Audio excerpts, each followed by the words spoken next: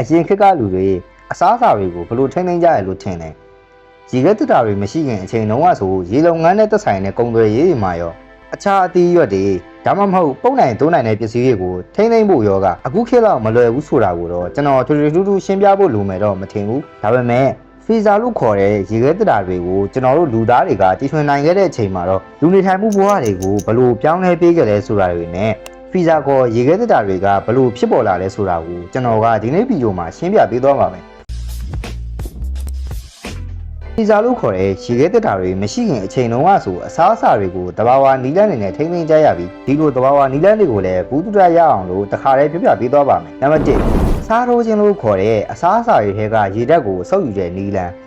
နံပါတ်2အပေါ်ယံ6ချင်းလို့ခေါ်တဲ့အပူကိုသုံးပြီးအစားအစာတွေမှာရှိတဲ့ရေဓာတ်တွေကိုခန်းချောက်အောင်လုပ်တဲ့နည်းစနစ်နောက်ဆုံးနည်းစနစ်ကတော့ရေပူနဲ့စားစရာတွေကိုပြုတ်ပြီးတော့တန့်စင်တဲ့နည်းစနစ်စားရတဲ့နည်းစနစ်တွေကိုအသုံးပြုပြီးဘက်တီးရီးယားတွေနဲ့ပုပ်သိုးခြင်းပြဿနာတွေကိုအရင်ခေတ်ကဖြေရှင်းခဲ့ကြပါတယ်။ဒါပေမဲ့ຫນွေဥရာသီနဲ့မိုးဥရာသီတွေမှာတော့အစောကပြောခဲ့တဲ့နည်းလမ်းတွေနဲ့အစားအသောက်တွေကိုချွေကြရတာကချင်းတလောက်မလွယ်ပဲနဲ့တော်တော်ကိုခက်ခဲခဲ့ကြပါတယ်။ဒီလိုနဲ့ပဲ18ရာစုနောက်ပိုင်းကိုရောက်လာတဲ့အခါမှာလူတွေကဒီမြစ်တွေကန်တွေမှာတွေ့ရတဲ့သဘာဝရေခဲကိုလှီးယူပြီးတော့အိုက်ဟောက်လို့ခေါ်တဲ့ရေခဲတူလောင်တိုက်တွေမှာသိမ်းခဲ့ကြပါတယ်19ရာစုအတွင်းမှာတော့အိုက်ပေါက်လို့ခေါ်တဲ့ရေခဲတက်တာတွေကိုအိမ်သုံးပစ္စည်းတွေအဖြစ်မိတ်ဆက်ခဲ့ကြပါတယ်ဒီအိုက်ပေါက်ဆိုတာကတော့ဒီသဘာဝရေခဲကိုထည့်ပြီးအေးကိုတူလောင်နိုင်တဲ့ရေခဲပုံးစပုံးတတာပါပဲ1834ခုနှစ်မှာဂျေကပ်ဟာကင်းဆိုတဲ့သူကနေပထမဦးဆုံး mechanical refrigeration system ကိုစတင်တည်ထွင်ခဲ့ပြီးတော့